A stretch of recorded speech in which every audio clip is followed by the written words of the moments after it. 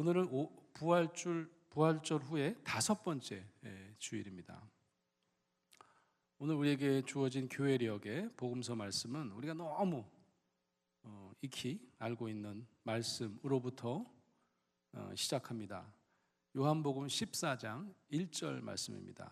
너희는 마음에 근심하지 말라. 잘 알고 있는 말씀이죠. 이 말씀을 우리는 그동안 너무 쉽게 들었습니다. 그래서 오히려 더 오해합니다.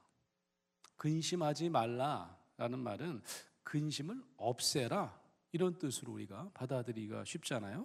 근데 과연 그런 의미일까? 한번 저와 같이 이 아침에 생각해 보시기를 바랍니다. 만약 그런 의미라면 예수님께서 이 땅에 인간의 모습으로 오셔야 했던 하등의 이유가 사라집니다. 33년의 인생 중에 예수님께서 근심에 쌓여 고민하고 번민하고 지내셨던 날이 단 하루라도 있으셨다면 왜 근심 걱정을 해? 근심 같은 거 하지도 마 라는 말씀을, 그런 의미로 하신 말씀은 아닐 거라는 의심을 우리가 먼저 해야만 합니다. 상상하건대 이 땅에서 우리처럼 인간의 몸을 입고 사셨던 예수님은 근심을 모르는 분이 전혀 아니셨을 겁니다.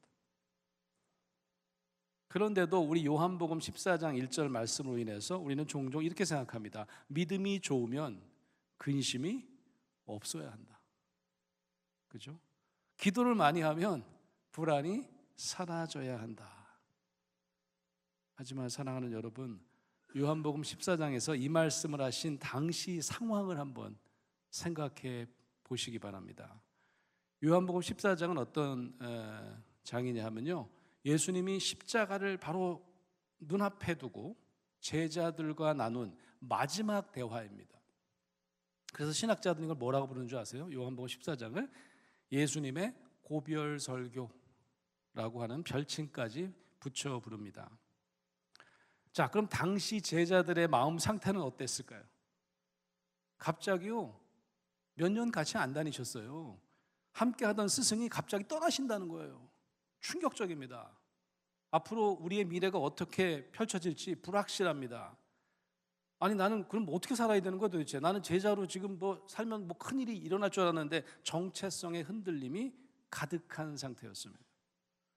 바로 제자들의 근심 정도를 10점 만점으로 하면 아마 10점 만점, 극도로 높아졌을 때였습니다.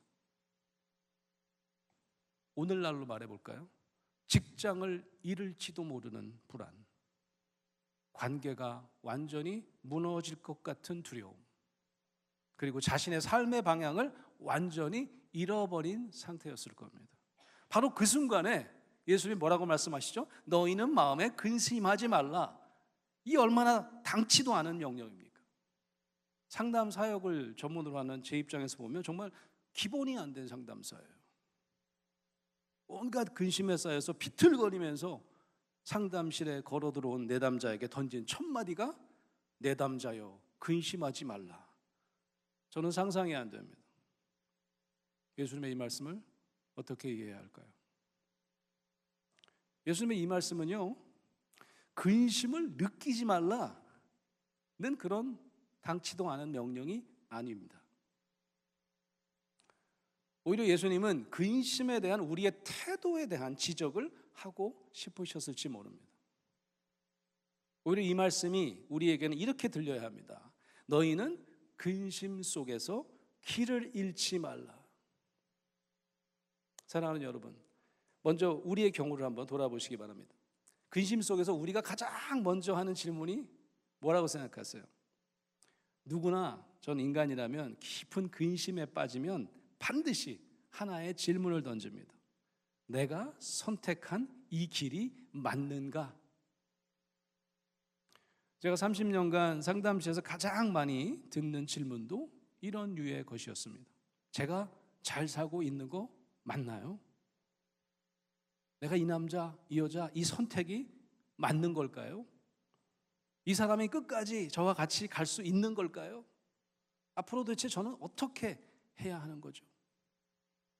흥미로운 것은 예수님이 바로 그 질문에 답하시고 있다는 점입니다. 내가 곧 길이요 진리요 생명이니.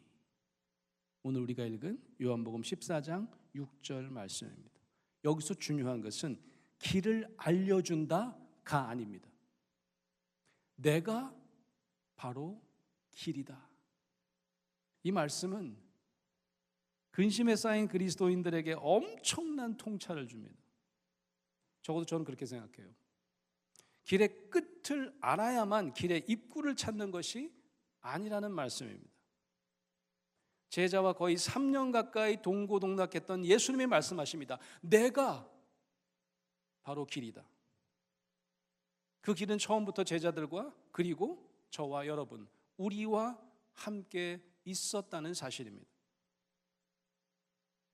여러분, 사도행전을 보면요, 예수님이 돌아가신 다음에 예수님을 따랐던 무리들이 몰려다녔어요. 같이 기도도 하고요. 이 초기 우리가 흔히 부르는 그리스도인들이 그리스도인이라는 명칭을 얻기 전에 어떻게 불렸는지 아십니까? 많은 학자들은 자신들이 스스로를 그렇게 지칭했을 것이다 이렇게 추측합니다. 예수님이 돌아가신 다음에 그 무리들은 스스로를 지칭하거나 그래서 타인들에게 불리던 아주 중요한 표현이 나옵니다. 바로 그게 그 도를 따르는 사람들입니다. 그 도를 따르는 사람들. 이 도는 길도자예요. 번역을 이제 도로 하신 거예요. 그 길을 따르는 사람들이라는 뜻입니다. 우리가 도하면 우리가 흔히 도교나 뭐 좀 불교 도를 아십니까? 뭐 이런 걸 우리가 떠올리기가 쉬운데 이 성경 원어를 한번 보셔야 돼요. 이 성경 원어는 헤호도스라고 합니다. 직역하면 길이라는 뜻이에요. 그 길, 누구의 길입니까? 예수의 길입니다. 이는 단순한 어떤 예수의 이론이나 종교적 교리가 아니라 예수의 삶의 방식 전체를 의미하는 거죠. 이 말은 어디에서 나온 걸까요? 오늘 우리에게 주어진 본문 6절 말씀, 예수님의 선포에서 비롯된 것입니다. 예수님께서 스스로를 내가 곧 길이요 라고 말씀하신 요한복음 14장 6절 말씀에서 그 유래를 찾을 수 있다는 것입니다. 사도행전 곳곳에 이 명칭이 사용된 용례를 볼 수 있습니다. 여러분, 사울이 회심하기 전에 어떤 사람이었죠? 당시 예수 믿는 사람들을 잡으러 다니는 사람이었잖아요. 다 죽여버리겠다고. 그래서 예수님을 따르는 무리들을 잡아 그야말로 죽이기 위해서 다메섹으로 가려고 했던 이유가 사도행전 9장 2절에 보면 나옵니다. 뭐라고 되어 있냐면 그 도를 따르는 사람들을 잡아오기 위함이다 라고 기록되어 있습니다. 당시 제자 그룹이 도를 따르는, 너무 말이 어려워요, 그죠? 예수의 길을 따르는 자로 불렸다는 것은 뭘 의미합니까? 기독교가 처음에는요 건물이나 조직 중심이 아니었다는 사실입니다. 예수가 걸어간 길을 그대로 따라가려는, 그대로 재현하려는 하나의 무브먼트, 운동 같은 것이었다는 것을 보여줍니다. 이런 해석이 가능합니다. 부활 이후 초기 기독교는 믿어야 할 어떤 교리나 믿어야 할 어떤 체계이기 이전에 걸어가야 할 길이었다. 오늘날로 바꿔볼까요? 그리스도인은 단순히 교회 다니는 사람이 아닙니다. 예수의 삶의 방식, 예수의 라이프 스타일을 선택한 사람들이라는 아주 역동적인 의미를 담고 있는 셈이죠. 당시 사람들이 보기에 바울 같은, 사울 같은 사람 눈에 보기에 제자들은 확실히 남다른 길을 걷는 사람들로 보였던 것 같습니다. 여러분, 길을 아는 것과 길을 함께 걷는 것의 차이를 아십니까? 우리는 보통 길을요 정보라고 생각합니다.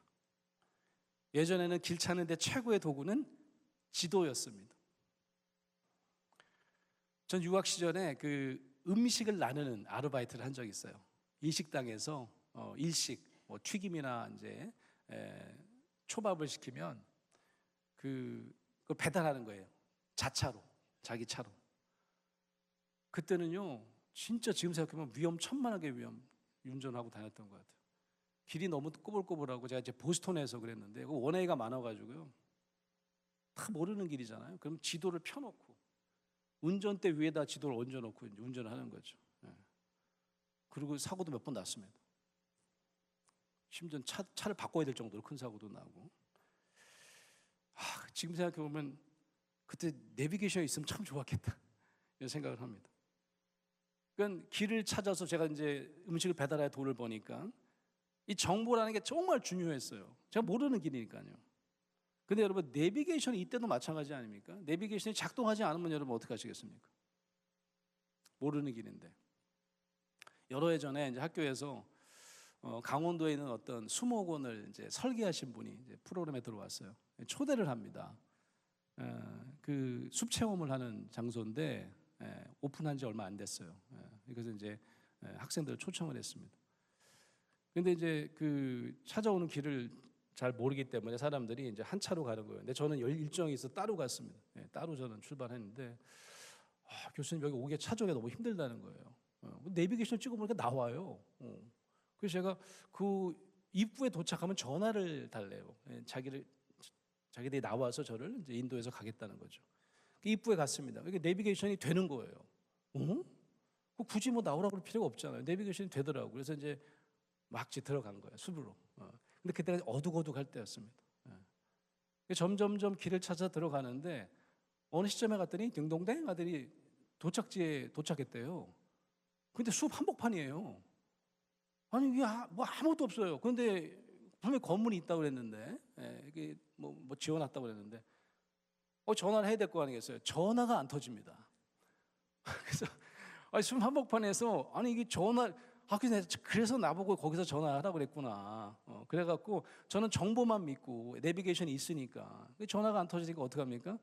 다시 이제 내가 온 길로 거꾸로 가는 거예요. 근데 거꾸로 길이 안 나와요. 입구가 안 나와요.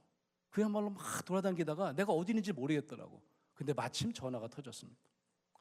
거의 내가 울먹거리는 목소리로 난 지금 어디 있는지 모르겠다고 막 전화를 했어요.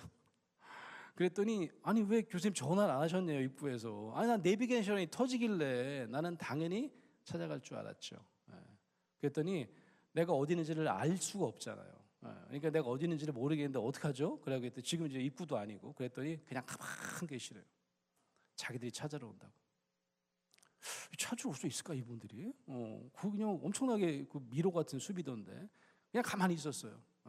그때 한 10분, 15분 정도 갔더니 세 갈래길에서 차가 오더라고요. 이쪽에서도 한 대 가고 이쪽에서도 한 대. 그러니까 길이 여러 개인가 봐. 그래가지고 저희가 이제 그분들에게 물먹거리면서 죽을 뻔했다 그러면서 이제 결국 이제 길을 찾아간 적이 있어요. 여러분, 운전뿐이 아닙니다. 여러분은 인생길에 가장 중요한 것은 정보라고 생각하실 겁니다. 가장 중요한 것은 내가 얼마나 많은 정보를 가지고 그래서 계획을 세울 수 있느냐라고 생각하시죠? 학생이 입시를 준비하거나 취업준비생들이 취업을 준비할 때도 가장 중요한 것은 정보라고 생각합니다. 정보를 찾기 위해서 여러 사람에게 도움을 구합니다. 하지만 인생의 근심은 그런 정보로 해결되지 않습니다. 왜냐하면 미래는 예측되지 않고 관계는 계산되지 않고 감정은 논리로 통제되지 않기 때문입니다. 그래서 예수님은 길을 정보로 설명하지 않으십니다. 그냥 자신을 길로 내어주시고 있다는 사실입니다. 너 혼자 찾지 마라. 아까 저한테 전화 걸었던 분처럼 그냥 거기 계세요. 우리가 찾으러 갈게요. 예수님은 나와 함께 걷자라고 말씀하시고 있는 것입니다. 여러분, 어린아이가 밤길을 걸을 때 무서움을 없애는 방법은 두 가지입니다. 길이 안전하다는 설명을 듣는 것과 부모의 손을 직접 잡고 함께 가는 것입니다. 어떤 것이 더 효과적일까요? 정보 제공이나 설명보다 함께 있음이 엄청난 두려움을 이겨냅니다. 제가 예전에 이제 그 부모님을 도와드리는 방송에 출연한 적이 있는데 어린 여동생보다 무서움을 아주 유난히 많이 느끼는 아들이 있었어요. 제가 봐도 좀 심하더라고요. 조금만 어두침침해지면, 해가 지면 그 다용도실 근처에 못 가는 거예요. 부엌 옆에 다용도실이 있잖아요. 설명을 합니다. 야, 너 바보같이 저기 뭐 귀신이라도 산다는 거야? 없어. 너 동생 보기 창피하지도 않아? 계속 설명합니다, 부모가. 거기에는 그냥 아무것도 없는 방이야. 귀신도 없고 사람도 없어. 그냥 물건이 좀 있어. 자꾸 안 무섭다고 설명을 합니다.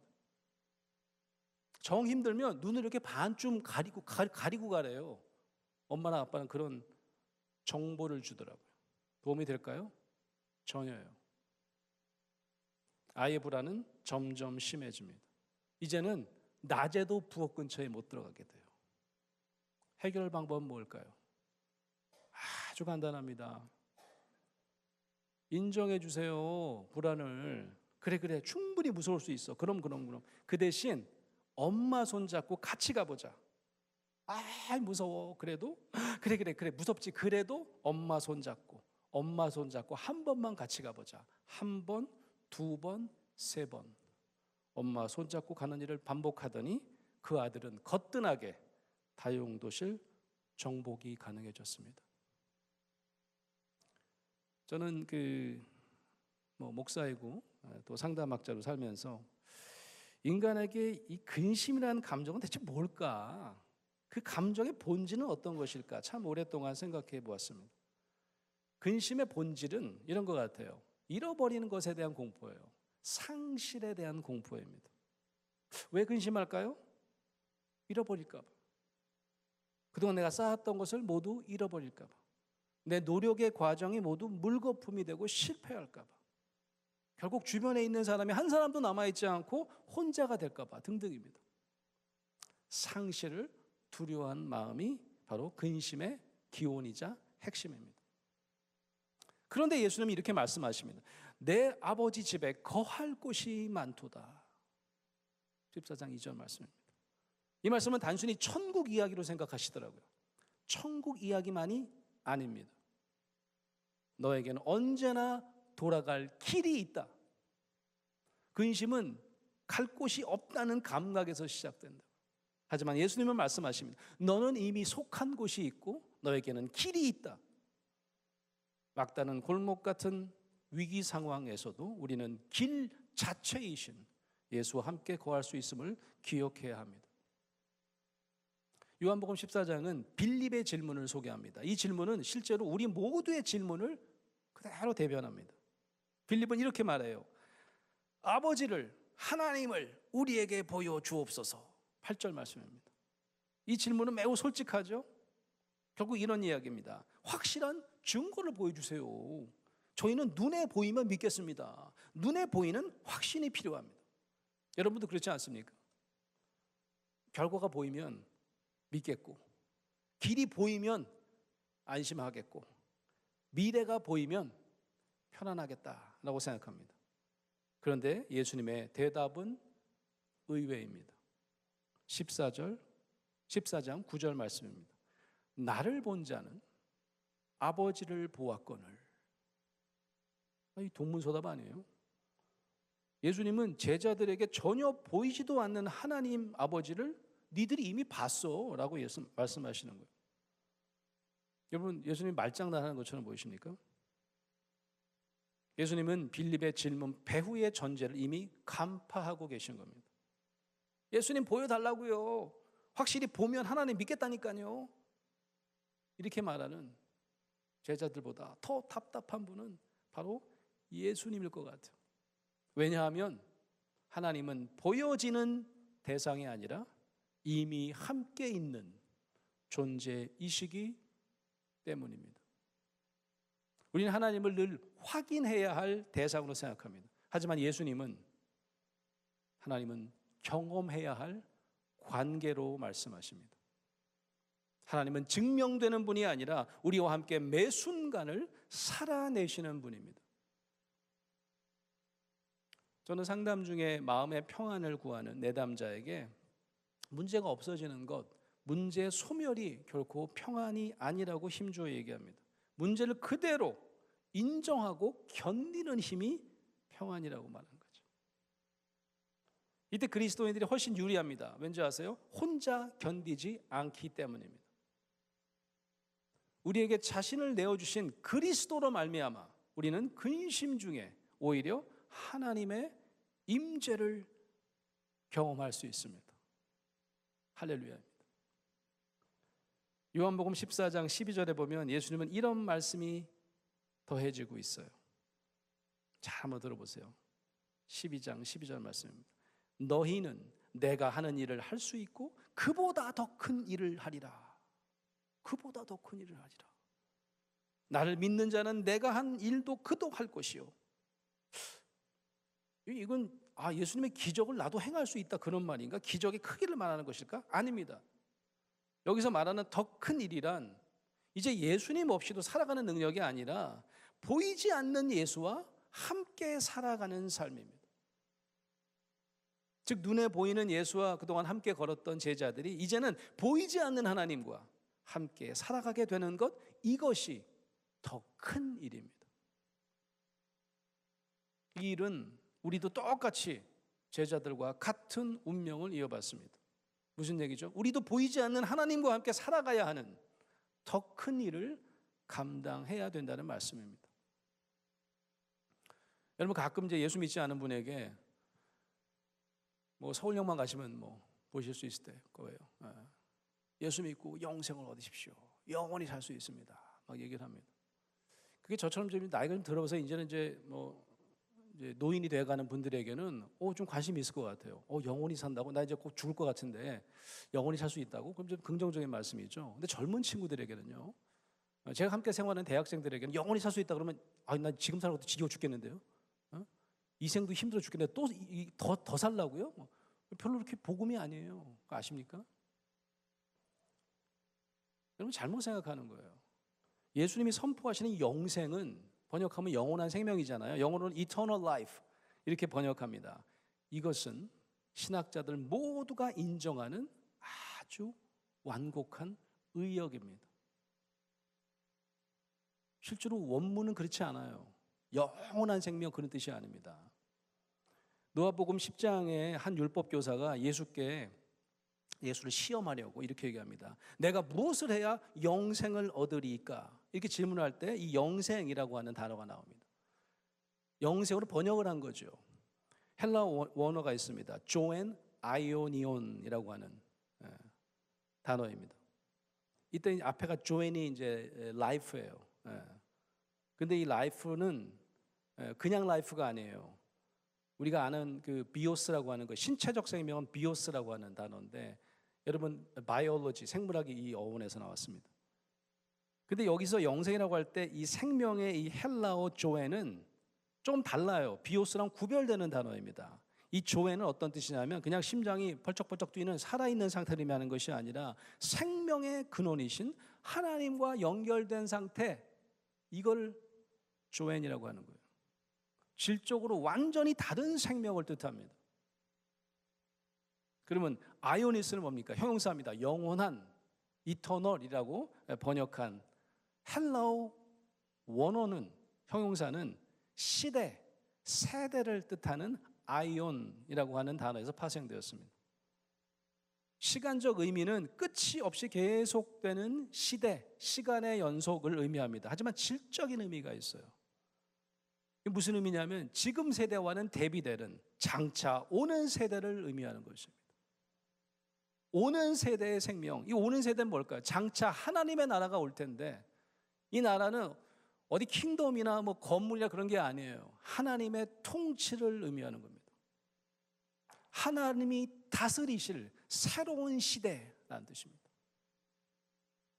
그러니까 이 아이오니온이라는 단어가 그냥 이터널, 시간이 길다는 뜻을 넘어서 시간이 제약이 없는 하나님이 지배하시는 신적인 성질을 나타내는 단어입니다. 그러니 이 영생이라는 것도요, 영원히 죽지 않고 생명이 연장되는 것만은 의미하지 않습니다. 하나님과의 질적인 관계를 맺는 새로운 삶, 이런 의미예요. 그러니 영생은요, 죽어서 오는 시간이 아닙니다. 영생은 이미 지금 여기에서부터 누리는 것, 우리가 가질 수 있는 삶이라고 볼 수 있습니다. 우리가 이제는 보이지 않는 성령과 더불어 성자 하나님, 성자 하나님, 성부 하나님과 함께 살아갈 수 있을 때 우리는 예수님이 하시는 일보다 더 큰 일을 할 수 있다라고 예수님은 그의 마지막 고별 설교에서 우리에게 격려하고 계시는 것입니다. 제가 그 상담을 하면서 늘 이제 직업 비밀이라고 늘 말하는 게 있습니다. 근심을 없애려고 상담에 오잖아요. 근심이 너무 쌓이면. 근데 근심 받는다고, 아니 상담 받는다고 근심이 사라지지 않아요.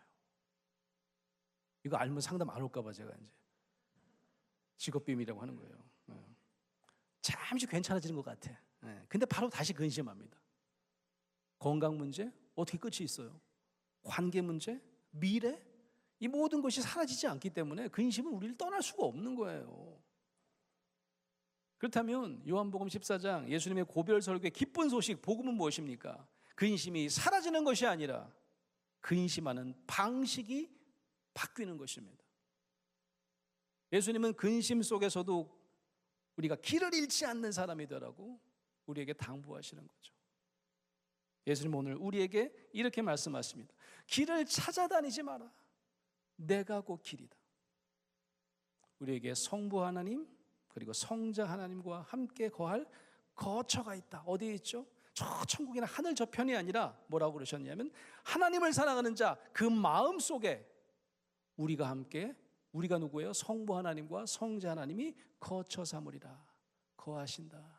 집처럼 사시겠다. 그런 말씀입니다. 14장 후반부에 예수님은 보혜사 성령 하나님을 예고하십니다. 고별설교에서. 걱정 마라. 그 성령 하나님께서 우리 마음속에 거처 삼으시겠다고 하신 그 말씀을 계속해서 생각나게 하실 것이다 라고 제자들을 안심시키십니다. 요한복음 14장 근심에 쌓인 제자들을 안심시키시고 보혜사 성령을 보내시겠다고 약속하시는 그 장면, 고별설교 전체를 드라마 바이블로 함께 묵상하시겠습니다.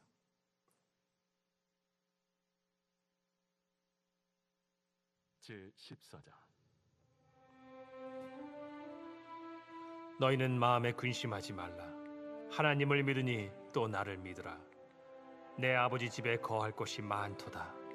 그렇지 않으면 너희에게 일렀으리라. 내가 너희를 위하여 거처를 예비하러 가노니 가서 너희를 위하여 거처를 예비하면 내가 다시 와서 너희를 내게로 영접하여 나 있는 곳에 너희도 있게 하리라. 내가 어디로 가는지 그 길을 너희가 아느니라. 도마가 이르되 주여, 주께서 어디로 가시는지 우리가 알지 못하거늘 그 길을 어찌 알겠사옵나이까?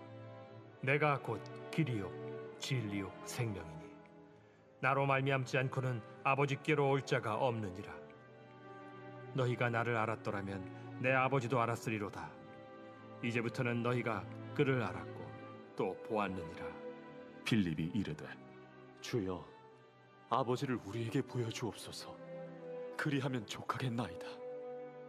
빌립아, 내가 이렇게 오래 너희와 함께 있으되 네가 나를 알지 못하느냐? 나를 본 자는 아버지를 보았거늘 어찌하여 아버지를 보이라 하느냐? 내가 아버지 안에 거하고 아버지는 내 안에 계신 것을 네가 믿지 아니하느냐? 내가 너희에게 이르는 말은 스스로 하는 것이 아니라 아버지께서 내 안에 계셔서 그의 일을 하시는 것이라. 내가 아버지 안에 거하고 아버지께서 내 안에 계심을 믿으라.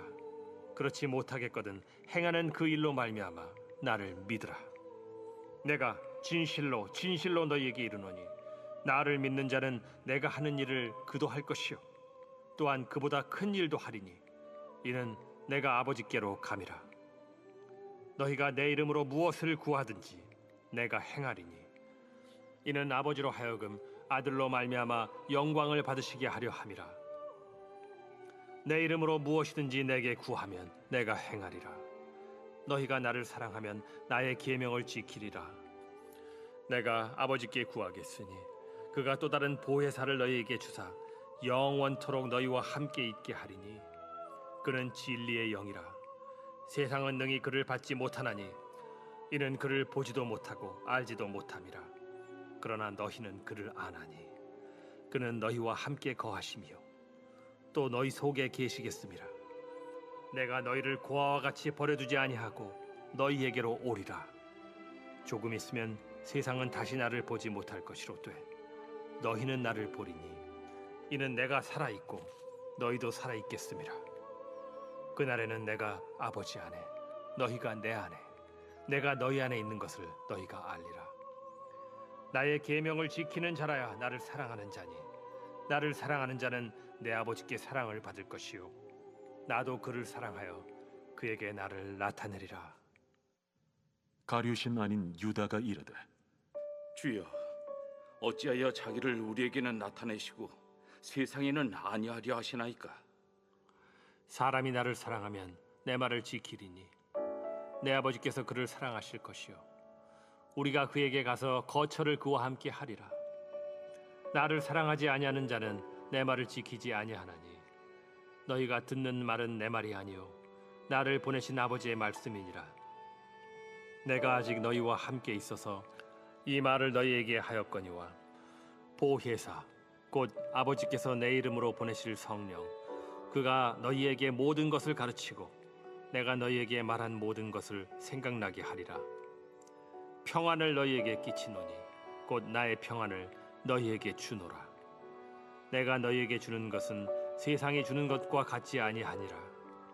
너희는 마음에 근심하지도 말고 두려워하지도 말라. 내가 갔다가 너희에게로 온다 하는 말을 너희가 들었나니 나를 사랑하였더라면 내가 아버지께로 감을 기뻐하였으리라. 아버지는 나보다 크심이라. 이제 일이 일어나기 전에 너희에게 말한 것은 일이 일어날 때 너희로 믿게 하려 함이라. 이후에는 내가 너희와 말을 많이 하지 아니하리니 이 세상에 임금이 오겠음이라. 그러나 그는 내게 관계할 것이 없으니 오직 내가 아버지를 사랑하는 것과 아버지께서 명하신 대로 행하는 것을 세상이 알게 하려 함이로라. 일어나라. 여기를 떠나자.